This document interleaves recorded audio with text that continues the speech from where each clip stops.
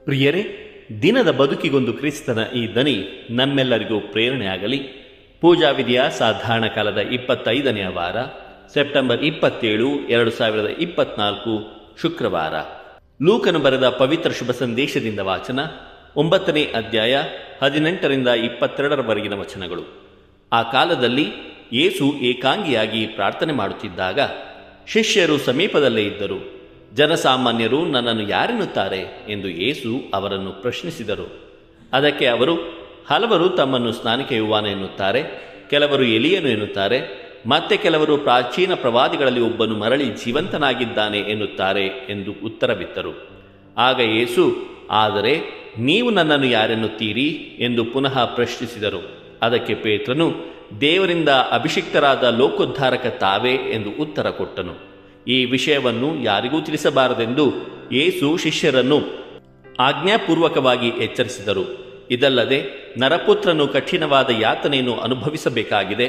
ಸಭಾ ಪ್ರಮುಖರಿಂದಲೂ ಮುಖ್ಯ ಯಾಜಕರಿಂದಲೂ ಧರ್ಮಶಾಸ್ತ್ರಿಗಳಿಂದಲೂ ಆತನು ತಿರಸ್ಕೃತನಾಗಿ ಕೊಲ್ಲಲ್ಪಡುವನು. ಆದರೆ 3ನೇ ದಿನ ಆತನು ಪುನರುತ್ಥಾನ ಹೊಂದುವನು ಎಂದು ಅವರಿಗೆ ತಿಳಿಸಿದರು. ಪ್ರಭುವಿನ ಶುಭ ಸಂದೇಶ. ಕ್ರಿಸ್ತರೇ ನಿಮಗೆ ಸ್ತುತಿಸಲಲಿ.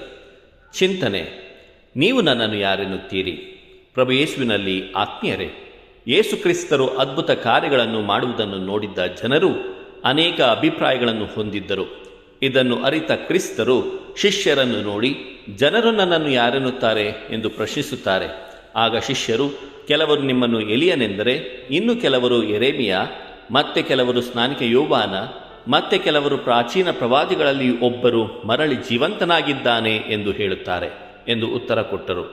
ಆಗ ಯೇಸು ಪುನಃ 2ನೆಯ ಪ್ರಶ್ನೆಯನ್ನು ಕೇಳುತ್ತಾರೆ, ನೀವು ನನ್ನನ್ನು ಯಾರೆನ್ನುತ್ತೀರಿ? ಇದು ವೈಯಕ್ತಿಕವಾದ ಪ್ರಶ್ನೆ. ಆಗ ಪೇತ್ರ, ಅವರೆಲ್ಲರ ಪರವಾಗಿಯೇ ಎಂಬಂತೆ, ದೇವರಿಂದ ಬಂದ ಅಭಿಷಿಕ್ತರಾದ ಲೋಕೋದ್ಧಾರಕ ತಾವು ಎಂದು ಹೇಳುತ್ತಾರೆ. ಪ್ರಿಯರೇ, ಕ್ರಿಸ್ತರು ನಮಗೆ ಇಂದು ಯಾರಾಗಿದ್ದಾರೆ? ದೇವರೇ, ಗುರುವೇ, ತಾಯಿಯೇ, ಸಹೋದರನೇ, ಸಹೋದರಿಯೇ, ಗೆಳೆಯನೇ? ಕ್ರಿಸ್ತರ ಮತ್ತು ನಮ್ಮ ನಡುವೆ ಯಾವ ರೀತಿಯ ಸಂಬಂಧವಿದೆ?